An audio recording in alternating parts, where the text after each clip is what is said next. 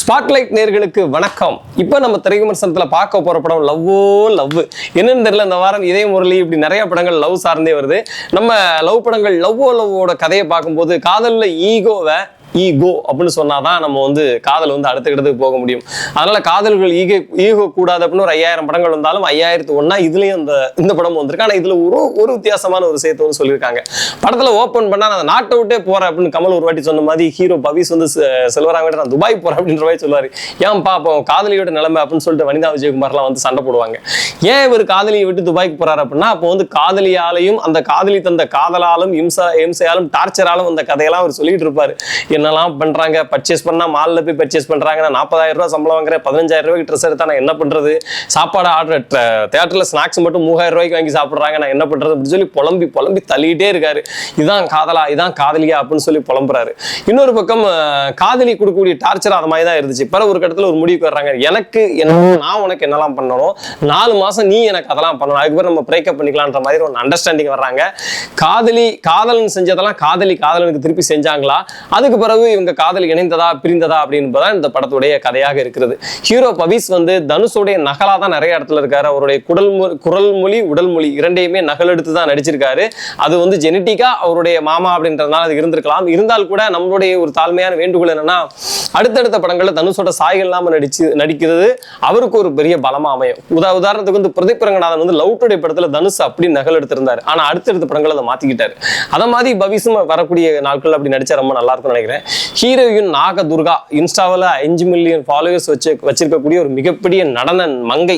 அட்டகாசமா நடமாடுவாங்க. அதெல்லாம் பார்த்துதான் இந்த படத்தை புக் பண்ண தனஞ்சயன் சார் சொல்லியிருந்தாரு. உண்மையிலேயே நல்லா ஒரு முதல் படம் மாதிரியே தெரியல, நிறைய கியூட் ரியாக்ஷன்ஸ் எல்லாம் நல்லா நடிச்சிருந்தாங்க. அந்த பொண்ணு ஒரு நல்ல கதைகளை தேர்ந்தெடுத்து நடிக்கும்போது ஒரு பெரிய நடிகையா வரக்கூடிய ஒரு வெளிச்சம் அவங்களுக்குள்ள தெரிஞ்சுது.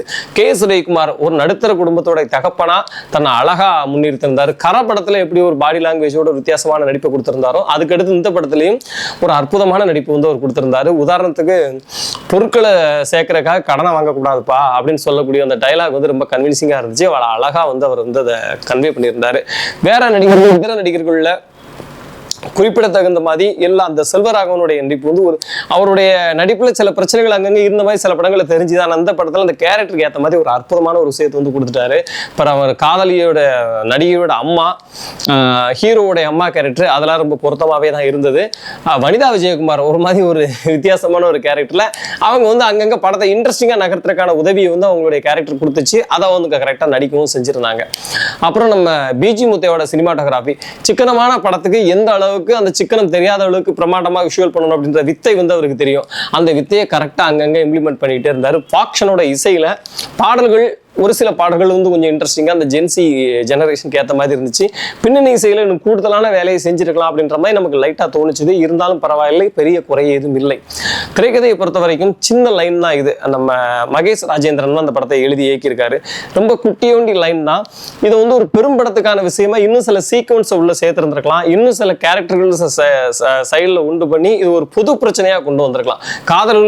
காதலர்களுக்கு இருக்கக்கூடிய ஒரு பொதுமையான பிரச்சனை இது அப்படின்னு சொல்லி அந்த பிரச்சனை இதுதான் தீர்வு அப்படிங்கிறத கொஞ்சம் அழகா சொல்லியிருந்துக்கலாம். கொஞ்சம் லைட்டா தான் மேலோட்டமா தான் சொல்லியிருந்தாங்க. பிறகு ஆணுக்கு பெண் சமம் அப்படின்னு ஒரு ஆண் சொன்னா அது கூட ஆணாதிக்கம் தான் அப்படின்னு சொல்லக்கூடிய ஒரு விஷயத்தையும் இந்த இடத்துல கன்வே பண்ணியிருந்தாங்க. குட்டி குட்டி மெசேஜ் இருந்தா கூட இன்னும் கொஞ்சம் கன்வின்சிங்கா சொல்லியிருக்க முடியும். இருந்தாலும் இந்த ஜெனரேஷனுக்கு ஒரு இன்ட்ரெஸ்டிங்கா சில விஷயங்கள் படத்துல இருக்கு, இன்ட்ரெஸ்டிங்கா பார்க்கக்கூடிய சில விஷயங்கள் இருக்கு. அதனால தியேட்டர்ல போய் நீங்க கண்டிப்பா ட்ரை பண்ணி பார்க்கலாம். நன்றி, வணக்கம். இந்த வீடியோ உங்களுக்கு பிடிச்சிருந்தா லைக் பண்ணுங்க, கமெண்ட் பண்ணுங்க, ஷேர் பண்ணுங்க, சப்ஸ்கிரைப் பண்ணுங்க.